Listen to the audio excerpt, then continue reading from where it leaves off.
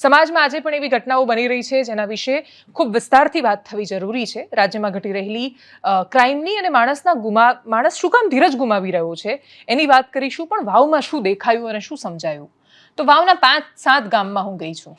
5-7 ગામમાં જઈને હું શું સમજી શકવાની છું? એટલે એનો કોઈ એકદમ ચોક્કસ જવાબ નથી કે હું બહુ જ બધું સમજીને આવી ગઈ છું, મેં વાવના બધા ગણિત સમજી લીધા છે. પણ જે સમજાયું એની વાત કરવી છે.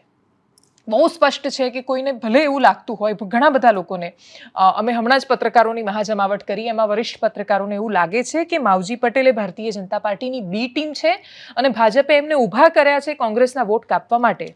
એમની ગણતરી હોઈ શકે, એવું ધારતા હોય કે માવજી પટેલના ઊભા થવાથી દલિત મતદારોમાં ભાગલા પડશે અને દલિત વોટ માવજી પટેલ બાજુ જશે, જે ગુલાબસિંહને નહીં મળે એટલે અમને મળશે. બાકી ભારતીય જનતા પાર્ટીના વોટ જ માવજી પટેલ કાપે એવી પૂરી સંભાવનાઓ છે. કેમ કે માવજી પટેલની પાસે સૌથી વધારે જો કોઈ મતદાર હોય, દલિત આવશે કે કેમ એની ગેરંટી નથી.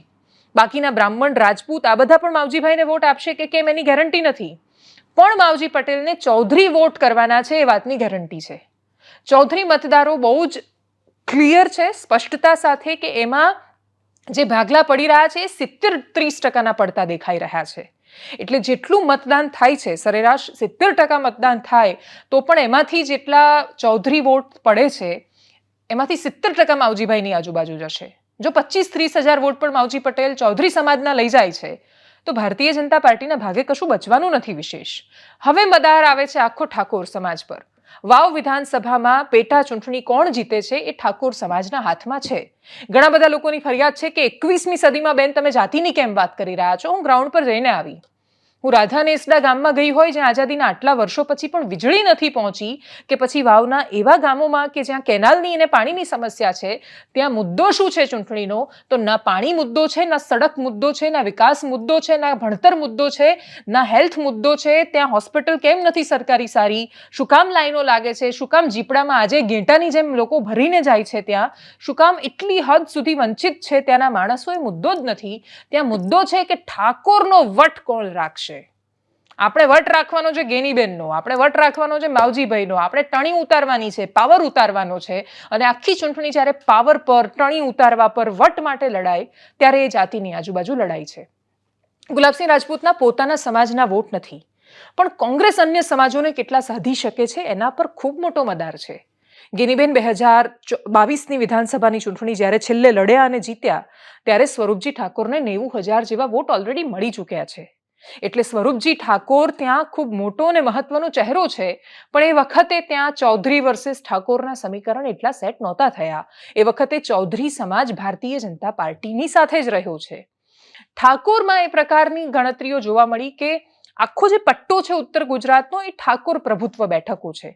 એટલે તમે પાટણથી શરૂ કરીને બનાસકાંઠા જાઓ, તમને ચારે બાજુ ઠાકોર રાજ દેખાય. ઠાકોરની વસ્તી છે, ભાજપ કોંગ્રેસ બંને ઠાકોરને ટિકિટ આપે છે અને ઠાકોરને ટિકિટ આપે ત્યારે ગમે તે એક ચૂંટાઈને આવે છે. પાટણમાં ખૂબ ક્લોઝ માર્જિનથી કોંગ્રેસ આ વખતે ચૂંટણી હાર્યું.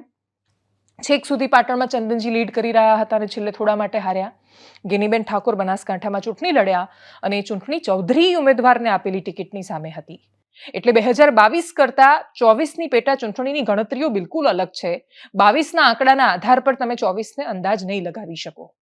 માવજી પટેલ દમદાર નેતા છે, એમાં કોઈ જ ના નથી. જો માવજી પટેલ મેદાનમાં ન ઊભા હોત તો ચૂંટણી સંપૂર્ણપણે ભારતીય જનતા પાર્ટીના કંટ્રોલમાં છે એવી ગણતરીઓ દેખાતી. કેમ કે ઠાકોર સમાજને એક કરી શકતો હતો ભારતીય જનતા પાર્ટી અને એમનો દાવ. સ્વરૂપજી ઠાકોર મેદાનમાં છે. ઠાકોર 85,000 ઉપરનું વોટિંગ છે. ઠાકોર જે બાજુ ગયા એ જીતી જવાનો છે, એમાં કોઈ સવાલ નથી. પણ 30-35% વોટ આજે પણ ગેનીબેનના પ્રભાવમાં કોંગ્રેસ બાજુ જાય એવી પૂરી સંભાવનાઓ છે. કેમ કે એમની પાસે ઇમોશનલ કાર્ડ છે કે ભાઈ તમારી બેન હતી જેને દિલ્હી સુધી પહોંચાડી, અને એટલે જ ભાભરની બજારમાં હું કોલર ઊંચો રાખીને ફરી શકું એવું તમારે રાખવાનું છે. જો ચૌધરી માવજીભાઈની પાસે જાય છે અને ભારતીય જનતા પાર્ટીને લોયલ નથી રહેતા, વફાદાર નથી રહેતા, જે વર્ષોથી રહેતા આવ્યા છે, તો શું ફરક પડશે? આવનારા સમયમાં એ બેઠક વાવ પર બહુ બધી નજર છે. વાવમાં આની પહેલા ચૌધરી ઉમેદવાર એટલે કે શંકરભાઈ ચૌધરી જીતેલા છે. શંકરભાઈ ચૌધરીની આ ચૂંટણીમાં સીધી એન્ટ્રી છે.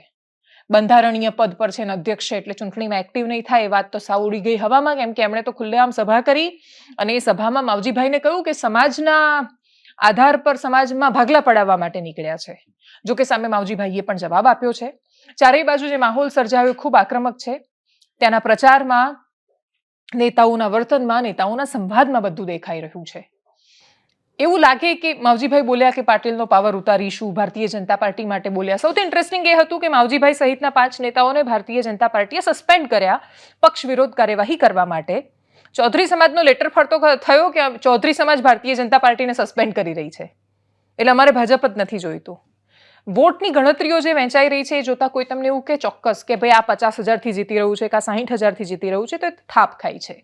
ભારતીય જનતા પાર્ટી કે કોંગ્રેસ આ બેમાંથી એક છે કે જે આખી આ ચૂંટણીને કંટ્રોલ કરશે, પણ એ બધાનો આધાર માવજીભાઈ પર છે અને બધાનો આધાર ઠાકોર સમાજ પર છે. અલ્પેશ ઠાકોર આક્રમક દેખાઈ રહ્યા છે. અંદરખાને સ્વરૂપજીને કેટલી મદદ કરે છે એ પણ ખબર નથી. સ્વરૂપજી જો મોટા થાય જીતતાની સાથે તો ઠાકોર સમાજના નેતા કોણ એ પણ પ્રશ્ન આવે છે. સ્વરૂપજી પર શંકરભાઈ ચૌધરીની ઓલરેડી છાપ છે. જો કે શંકરભાઈ ચૌધરી અંદરખાને એવું કહી ચૂક્યા છે, એવું ઘણા બધા લોકોનો દાવો છે કે ટિકિટ આપવામાં એમનું કોઈ યોગદાન નથી રહ્યું, ટિકિટ અપાવવામાં. અને એટલે જ વાવની પેટા ચૂંટણી જાતિઓના વટ, ટણી અને અભિમાન પર લડાઈ રહી છે. જીતવાનો કોઈ એક સમાજ છે. અપેક્ષા ખાલી એટલી છે કે જે પણ ધારાસભ્ય જીતે એકવાર જુએ કે એ જ વાવ અને એ જ વાવનો સરહદી વિસ્તાર કે જ્યાંથી 30 કિલોમીટર પાકિસ્તાનની સરહદ લાગે છે, એવા રાધાનેસડામાં આઝાદીના આટલા વર્ષો પછી પણ ઇલેક્ટ્રિસિટીનું કનેક્શન નથી. ત્યાં પાણી નથી પીવા માટે. રણની વચ્ચે લોકો શું કામ જીવે છે એ એમને નથી ખબર, કેમ કે આના કરતાં તો મોત સારું એવી જિંદગી જીવી રહ્યા છે. એટલી પીડાઓની વચ્ચે અનેક ગામડાઓ પસાર થઈ રહ્યા છે કે જ્યાં પાણીની બૂંદ નથી પહોંચતી. કેનાલ એવા સમયે પાણી આવે જ્યારે એમને ઓછી જરૂર હોય, જ્યારે ઉનાળામાં તાતી જરૂર હોય ત્યારે સંઘર્ષ કરવો પડે છે. ત્યાં આજે પણ તમે કોઈ પણ વિસ્તારને એના ટ્રાન્સપોર્ટેશન પરથી કે એ કઈ સુવિધાઓનો ઉપયોગ કરે છે અહીંયાથી ત્યાં જવા માટે, એના પરથી તમે કલ્પના કરી શકો. વાવ કે ભાભર જેવા સેન્ટરમાં ઘેટાની જેમ, ઘેટા બકરાની જેમ ભરાઈને આવે છે માણસો જીપમાં, લટકતા લટકતા જાય છે. ત્યાં લટકતા માણસો છે, ત્યાં અટવાતી જિંદગીઓ છે, ત્યાં ભટકતો વિકાસ છે. એ વિકાસ એક દિવસે રસ્તા પર પહોંચે, એના દ્વાર ખટખટાવે અને લોકો સુધી પહોંચે એવી અપેક્ષા રહેશે. સમાજો તો ક્યારેય, નેતાઓ જીતે છે, સમાજો જિંદગીમાં ચૂંટણીઓ નથી જીતતા.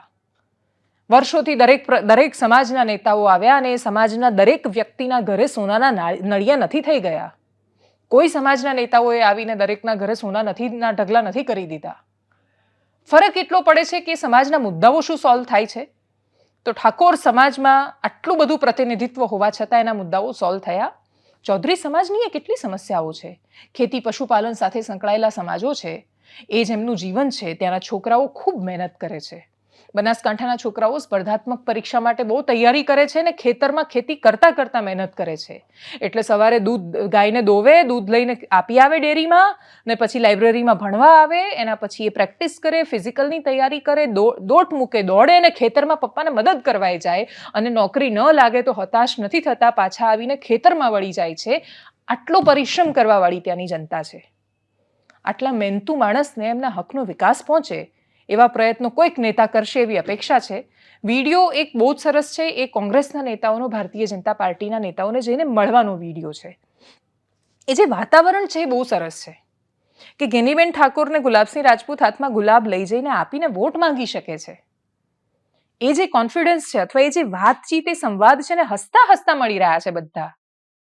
કોઈ જ તુકારો કે જાકારો નથી આપી રહ્યું, બહુ પ્રેમથી મળી રહ્યા છે. એ પ્રેમથી મળવું એ ભારતીય રાજનીતિની પરિપક્વતાની નિશાની છે. કોઈ ગમે તે કે આપણા પોલિટિક્સમાં બહુ જ નફરત છે, એના નેતાઓ આવા છે ને તેવા છે. આ નેતાઓ છે ને, આ તસવીર છે લોકતંત્રની કે જ્યાં એક સામસામે લડી રહ્યા છે ને તો એ મળી રહ્યા છે.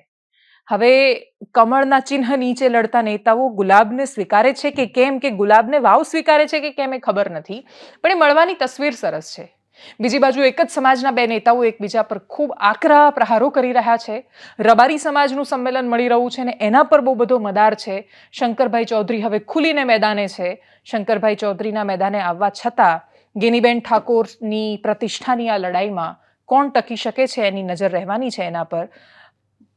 એ દરેક ભાષણ, વિડીયો, સંવાદો જે સામે આવ્યા, કરીએ એના પર નજર.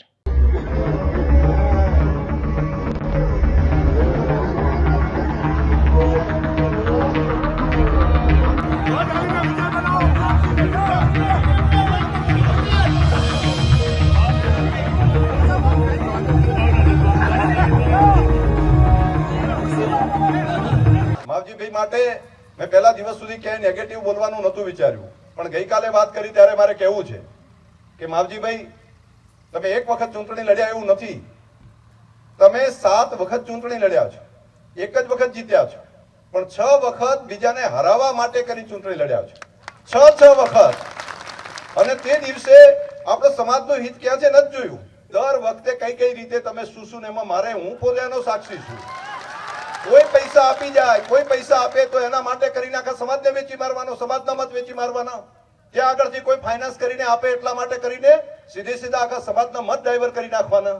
અને સમાજ, અને તોય પાછા જઈને કે આ સમાજ ભેગા તમે નથી રહેતા. તો સમાજ કયો? સમાજનું હિત કયું? સમાજનું હિત જીવું. સમાજના મતોને ત્યાં ડાયવર્ટ કરીને પોતાને પૈસા મળી જાય એટલા માટે કરીને આખા સમાજને બારોબાર વેચી મારવાનું કામ કરે, એ સમાજનું હિત છે. ઓસ્ટ્રેલિયા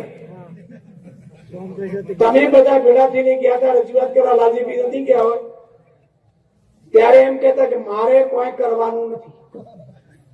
ગંગારામભાઈ ગયા હતા ને, મારા હાથમાં ટિકિટ નથી, મારે કોઈ કરવાનું નથી. તો ભાઈ શું કરવા રહ્યા છો?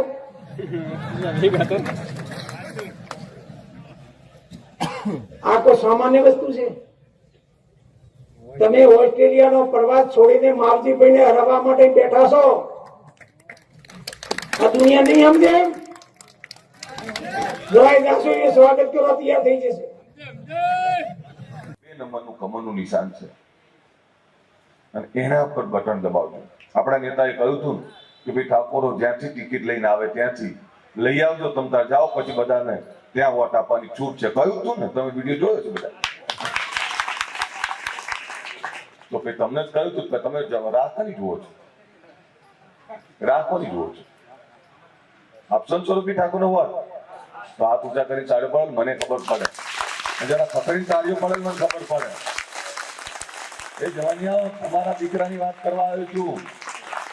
ચાલ, પેલું આજે એક ડાયલોગ કોકે માર્યો તો, બટેંગે તો કટેંગે.